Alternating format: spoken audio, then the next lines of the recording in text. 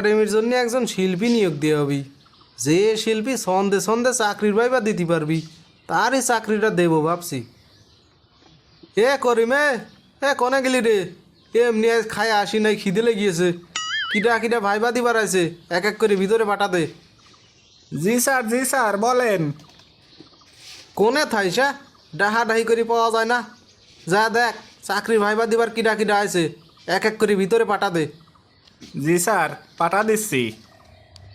May I come in sir? Yes come in.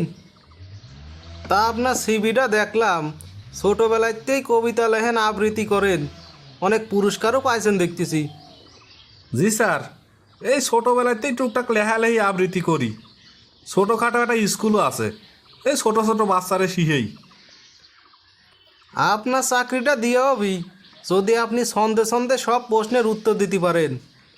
Sir এটা তো একটু কঠিন হবি, তবে আমি যথেষ্ট চেষ্টা করব। প্রথম প্রশ্ন, আপনার পরিচয় সন্ধে সন্ধে দিতে হবি। নামটি আমার রূপম খান, কাব্য চিরকাল আমার প্রাণ। বাবার নামটি আলাল মিয়া, কাজ করেন ব্যাংকে গিয়া।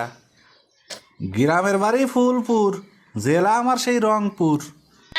বাহ, সন্ধে সন্ধে দিলেন নিজের পরিচয়, চাকরিটা আপনার দিতে মনে কয়। তা বলেন দেখি কয়েকজন কবি শিল্পীর নাম, সাথে তাদের করিতে হবে কিন্তু সুনাম। গজল আর গানের পাখি কাজী নজরুল, জাতি তারে চিনিতে করেনি ভুল।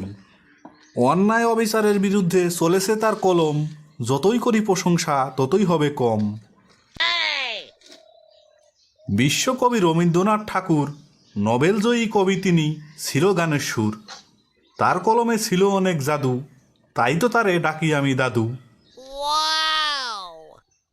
আধ্যাত্মিক শিল্পী ছিল লালন সাই, তার গানেতে আমি প্রাণটা ফিরে পাই। খাসার ভিতর অসীম পাখি কেমনে আসে যায়, লালন সাইয়ের এই গানটা আমি বেশি বেশি গাই।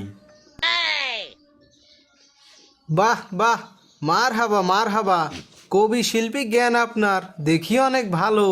আপনাকে শিশুরা পেয়ে পাবে জ্ঞানের আলো। আপনি আগামী মাসের 1 তারিখে করবেন জয়েন, মন দিয়ে শিশুদের শিখাবেন পয়েম। আন্তরিক কৃতজ্ঞতা ও ধন্যবাদ জানাই আপনাকে স্যার, শিশুদের পয়েম শিখানোর আছে অনেক দরকার। মন দিয়ে কবিতার ছন্দ শিখাবো করিলাম শপথ আজ, ছন্দ আর কবিতা শিখানো হবে আমার সারা দিনের কাজ।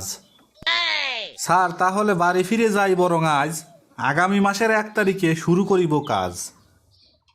চা কফি কিছু খেয়ে যান আজ, আগামী মাসের 1 তারিখ থেকে না হয় শুরু করিবেন কাজ। স্যার আপনাকে বলিতে নাহি লাজ, চা কফি আগামী দিনের জন্য জমা থাক। আগামী মাস থেকেই হবে প্রতিদিন তো দেখা, কপালে যদি আমার চাকরিটা থাকে লেখা। শিশুদের কাব্য শিখাতে আমি ভালোবাসি, আজকের মতো তাহলে স্যার আসি। আগামী মাসের